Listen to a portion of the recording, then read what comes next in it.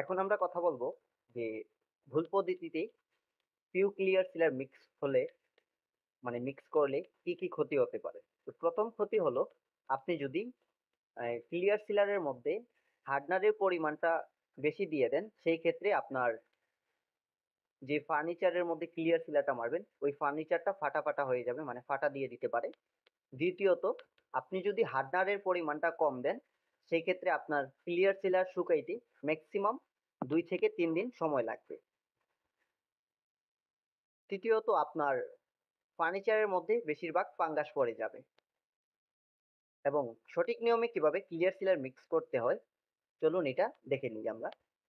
তো সঠিক নিয়মে ক্লিয়ার সিলার মিক্স করার জন্য প্রথমে আমরা যেটা নিব সেটা হলো clear sealer, PU clear sealer. তো পিউ ক্লিয়ার সিলারের পরিমাণটা আমরা দিব 1 লিটার। আপনারা চাইলে এর থেকে কমও মিক্স করতে পারেন। এবং পিউ ক্লিয়ার সিলারটা মিক্স করার জন্য একটা পাত্র নিয়ে নেবেন যেটার মধ্যে আপনারা ক্লিয়ার সিলারটা মিক্স করবেন। আমি আবারও বলে দিচ্ছি, পিউ ক্লিয়ার সিলারের পরিমাণটা নিতে হবে 1 লিটার। তারপর যেটা নেবেন সেটা হলো 446 থিনার। তো থিনারের পরিমাণটা দিতে হবে 900 গ্রামের মতো। আপনারা চাইলে পুরো 1 লিটার দিতে পারেন পাতলা করার ক্ষেত্রে। তারপর মেইন যে জিনিসটা সেটা হলো হার্ডনার। হার্ডনারের পরিমাণ আপনারা কতটুকু দিবেন? হার্ডনারের পরিমাণটা দিবেন পুরো 500 গ্রাম। এর থেকে বেশি যদি দেন তাহলে কিন্তু ফাটা দিয়ে দিতে পারে, কিংবা যদি কম দেন সেক্ষেত্রে আপনার সিলারটা শুকাইতে ম্যাক্সিমাম 2 থেকে 3 দিন সময় লাগবে। তার উপরে ফাঙ্গাস পড়ার সম্ভাবনা বেশি থাকবে।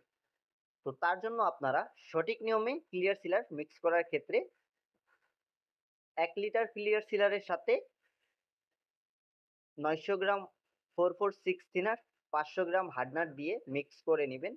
মিক্স করে নেওয়ার পর আপনারা যখন পিউ সিলারটা মারতে যাবেন তখন অবশ্যই যে ফার্নিচারটার মধ্যে আপনারা পিউ সিলারটা মারবেন সুতি তেনা দিয়ে ভালো করে পরিষ্কার করে নেবেন। এবং গানের মধ্যে আপনারা যখন ক্লিয়ার সিলারটা নেবেন তখন অবশ্যই ওই ক্লিয়ার সিলারটাকেও ভালো করে ছেঁকে নিতে হবে, মানে সুতি তেনা দিয়ে ভালো করে ছেঁকে নিতে হবে।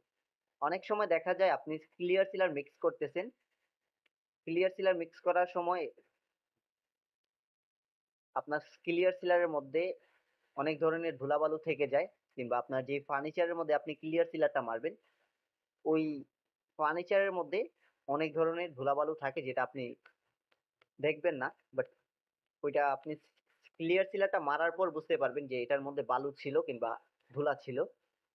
এটা তখনই বাজবে যখন আপনার ক্লিয়ার সিলারটা মারবেন, শুকিয়ে যাবে, কিছুটা শুকাবে, তখন আপনি দেখবেন যে বালু বালু হয়ে গেছে, মানে দানা দানা হয়ে গেছে আপনার ফার্নিচারটা। তো এটা যাতে না হয় সেই ক্ষেত্রে আপনারা অবশ্যই ভালো করে সুতি টেনার সাহায্যে পরিষ্কার করে নেবেন। পরিষ্কার করে নেয়ার পর আপনারা ক্লিয়ার সিলারটা মারবেন। আর গানের মধ্যে ক্লিয়ার সিলার নেয়ার আগে অবশ্যই ছেঁকে নেবেন, তা না হলে আপনার ক্লিয়ার সিলারের মধ্যে অনেক ধরনের ময়লা থাকে, ওই ময়লাটা আপনার গানের ভিতরে যে আপনার গান, যে গান দিয়ে আপনি সিলারটা মারবেন ওই সিলারের গানটা জাম করে দিবে। তো তার জন্য অবশ্যই ক্লিয়ার সিলারটাকেও ছেঁকে মারতে হবে। আজকের জন্য এই পর্যন্তই। ভালো থাকবেন সবাই, দেখা হবে নতুন আরেকটা ভিডিওতে। আল্লাহ হাফেজ।